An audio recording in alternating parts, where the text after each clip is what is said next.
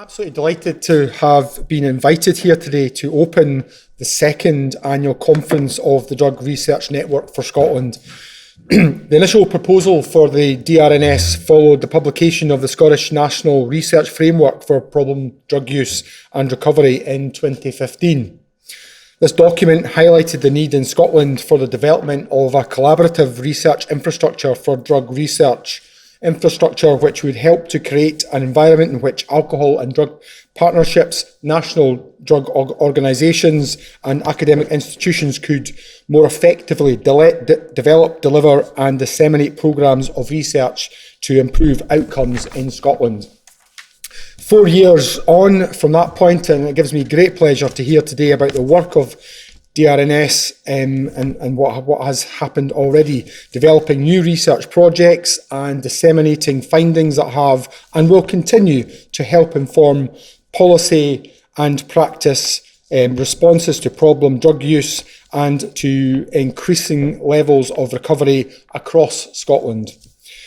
It was for those very reasons that the Scottish Government agreed to fund the setup of the DRNS and why we remain supportive of your work today. Since its inception, DRNS has risen to the challenge set for it by establishing new relationships and strengthening existing links across Scotland. As it stands, the network comprises academics, people with lived and living experience, service planners and providers, along with harm reduction and recovery organisations, many of whom are represented here today. The network is now very much established and active in Scotland and is now reaching out to colleagues in the rest of the UK and internationally. This global reach is important as there is so much we can learn from partnerships with colleagues in Europe, the US, Australia and Canada. These are all countries with their own specific challenges around substance use, but which can all benefit from the research and evidence generated to inform a response to problem drug use around the world. So far, the DRNS has attracted, as we heard, over £2.5 million of investment in the Scottish drugs research, with new bids and projects in development all the time. This includes, of course, Scottish-specific research projects which are being delivered across the UK, and also several international collaborations. Another important milestone worth mentioning today is that we're almost exactly a year on from the publication of our new drug and alcohol strategy, Rights, Respect and Recovery. Two of the main aspects coming from that strategy were the need to deliver work in partnership, but also the need to take an evidence-informed approach to understanding and responding to drug harm in Scotland.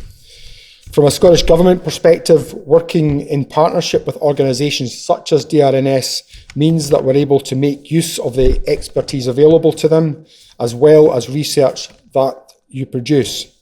This has been particularly beneficial recently as obviously I asked Professor Matheson to take on the role of chair of our recently formed Drug Deaths Task Force. This task force has been asked to coordinate and drive action to improve the health outcomes for people who use drugs, reducing the risk of harm and death, and its work will be very much informed by the evidence currently available. Information and evidence are crucial in helping us develop policies and practices that have been shown to be effective and acceptable to people at risk of drug-related harm. In Rights, Respect and Recovery, I noted that we can only achieve the necessary outcomes by working together, and the importance of communication and collaborations across organisations and communities. Where new knowledge is generated, this needs to be shared and discussed with policymakers, planners, providers and affected communities. Today's conference is a great example of this knowledge exchange work, bringing together the creators and end users of research to learn, discuss and explore how evidence can be translated into national and local actions. This event provides opportunities for you all to share learning through presentations and posters, explore relevant issues through discussion and workshops, and to build your own networks by meeting colleagues working on similar issues and across Scotland and beyond, whether that's as part of some of the formal sessions or the networking around coffee. I really do hope that you all have a very productive and enjoyable day today, and I want to conclude by saying a huge thank you to all of you for your contributions to helping inform and improve responses to problem drug use in Scotland. So thank you all very, very much for everything you've done and you continue to do. Thank you.